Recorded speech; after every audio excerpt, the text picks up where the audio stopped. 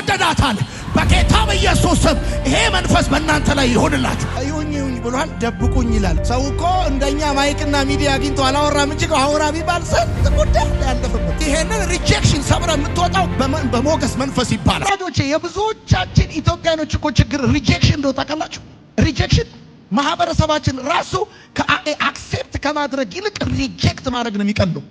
ገና ራሱ ስታድጉ ራሱ ይሁኝ ብሏል ደብቁኝ ይላል እያለ እኮ ገና ፈልፈልቱ እያለ ነው። ገና ልጅ ያቦካው ለራት አይበቃም ምናምን ተረቱ ራሱ ልጅና ጫማ አልጋስ በሪጀክሽን ስፒሪት እኮ ነው ኢትዮጵያ ውስጥ ራሱ ገና ስትወለድ የሚቀበሉ። ይገርማል። ትንሽ ጊዜ ነው ቱቱ የሚሉብህ ከዛስ በኋላ ሆነ ሚሉ እና ይሄንን ሪጀክሽን ሰብረ የምትወጣው በሞገስ መንፈስ ይባላል። በጌታ በኢየሱስ ስም የሚያውቁ የማያውቁ ሰዎች ዘንድሮ ያንተን ሐሳብ፣ ያንተን አጀንዳ፣ ያንተን ቢዝነስ፣ ያንተን የሆነ ነገር በኢየሱስ ስም ይቀበላል። በደም ጩሁና አሜን በል። አባሏል እንክብካቤ እንዲደረግልህ ያደርጋል። በቃ እንክብካቤ ሰው እኩል አያዩ እንዴ አትበል።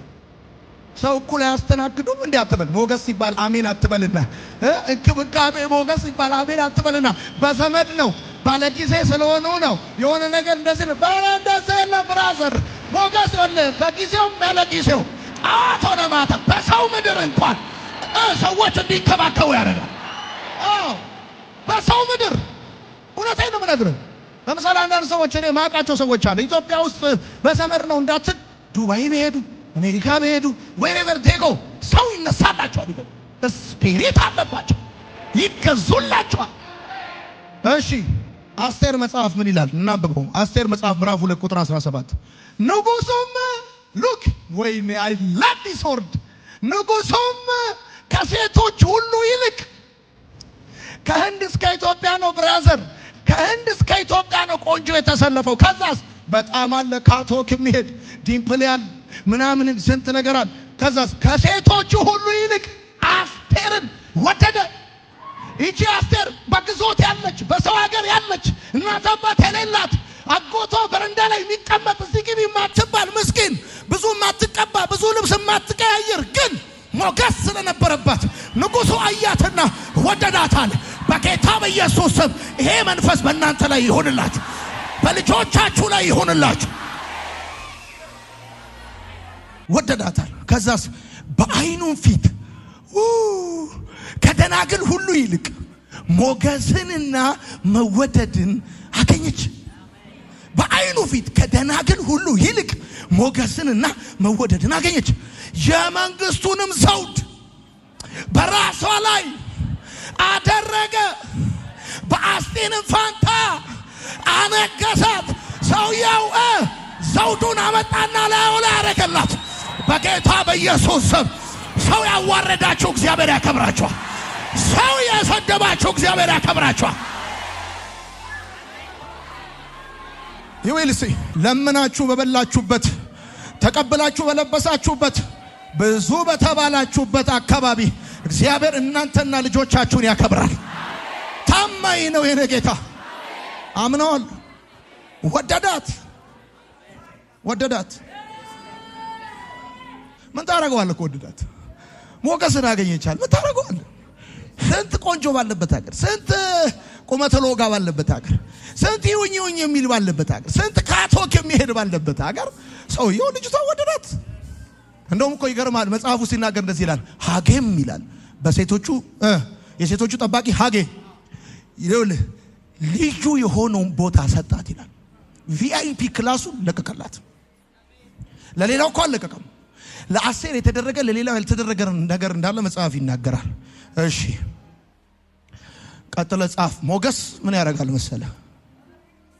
ተቀባይነት እንዲኖርህ ያደርጋል። ልመናህ እንዲሰማ ያደርጋል። ልመና አንድ ጊዜ መልካም ወጣት እያስተማርኩ መልካም ወጣት በር ላይ የሆነ ልጅ ቆሟል። እኔ በመኪና ልገባ ስልና ምን ፈለክ የኔ ወንድም ምናምን አልኩት። ከጅማ ነው የመጣሁት አለ። እሺ ምን ልታዘዝ? መማር ፈልጌ ነው አለ። ተመዝግበሃል አልኩት። አልተመዘገብኩም አለ። ታዲያ እንዴት ከጅማ ድረስ ሳትመዘገብ መጣ አልኩት። ታካብዳለህ እንዴ? ልማር ነው የመጣሁት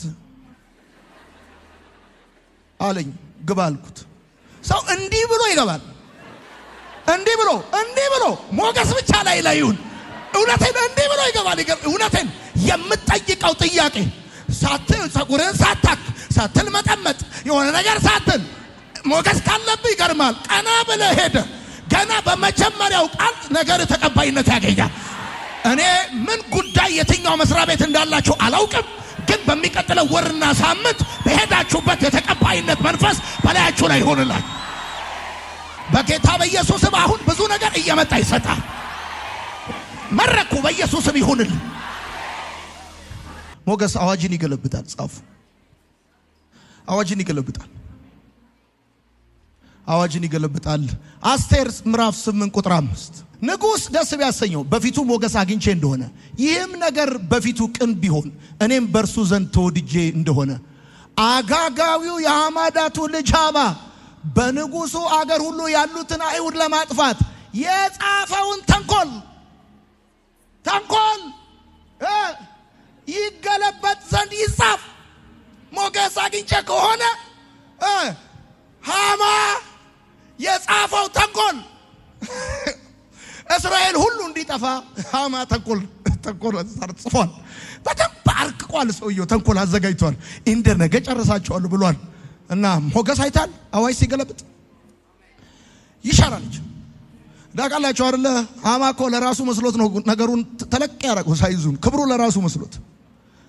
ይገርማል። ሞገስ ባንተ ላይ ሲሆን ሌሊቱን ሙሉ ተንኮል ሲጽፉብህ ያድራሉ። ቀን መድኃኔዓለም ነገሩን ገልብጦት ላንተ ያሰቡልህ ተንኮል ዞሮ እግዚአብሔር ካባንተ ላይ ደርበው ያኖራል። በቃ አዋጅ ይገለበጣል። እግዚአብሔር በጣም ሲባርክ እንዴት እንደሚባርክ ታውቃለህ?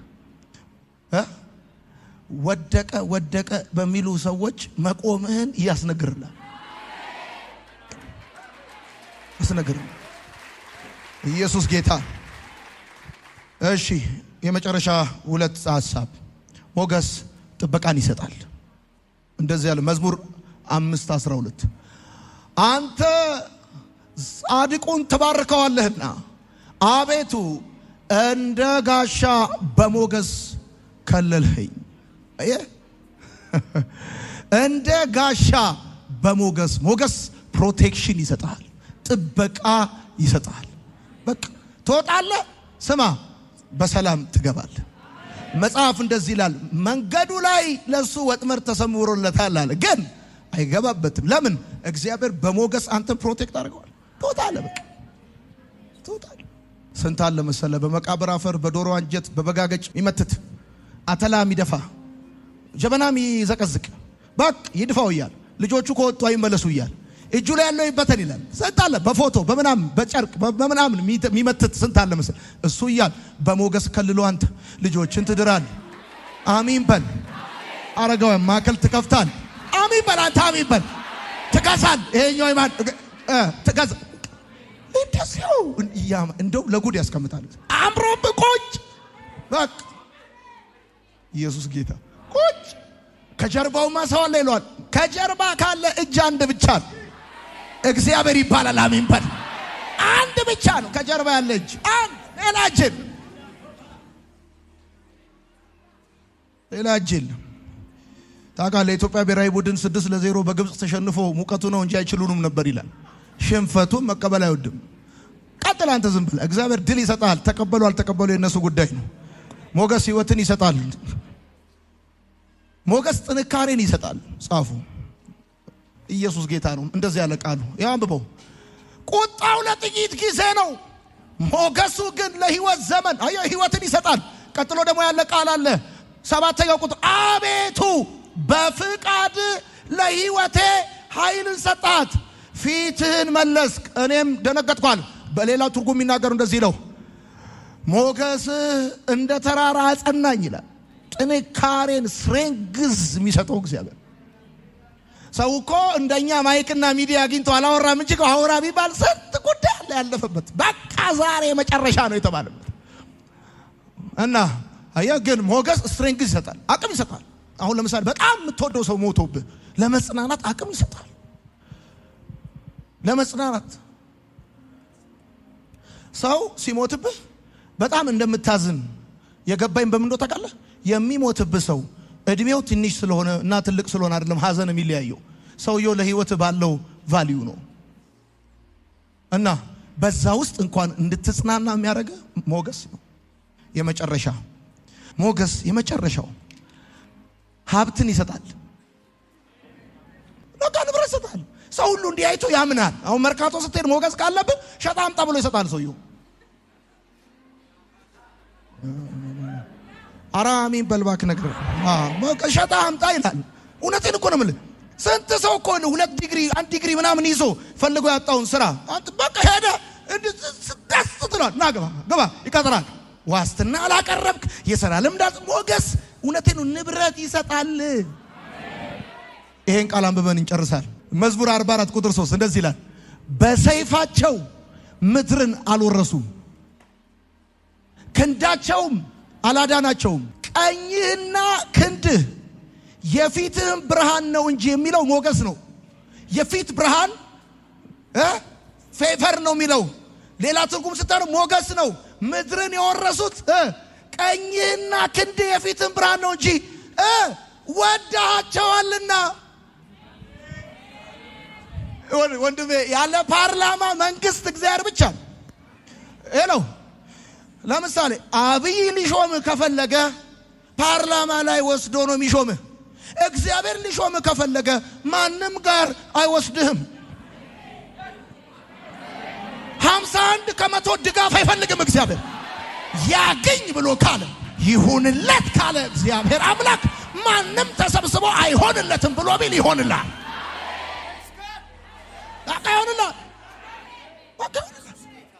ወዳቸዋልና ኢዳዝም ማተር። ለምሳሌ የቀበሌ ገበሬ ማህበር ነዋሪው አንተ ወደደ ጠላ ኢዳዝም ማተር ማረ ደቦሎ እግዚአብሔር ከወደደ ጫወታው አለቀ። ኤልያብ ስለ ዳዊት ምን አለ? የልብህን ክፋት አውቃለሁ አለ። እግዚአብሔርስ ምን አለ? እንደ ልቤ ነው አለ። የሰፈር ሰው ተሰብስቦ ቲቪተኛ ነው ብሎ ቢል እግዚአብሔር እንደ ልቤ ነው ካለ ቻው። ከተወሰነ ሳምንት በኋላ ቤተ መንግስት ነው የምትገናኙት እንጂ ገብቷል ያወራጣ። ሰዎች ስላንተ ያላቸው ሐሳብ ኮሜንት ለውጥ አያመጣም። እግዚአብሔር ብቻ ይውደድ። በደንብ ጩሁና አሜን በል።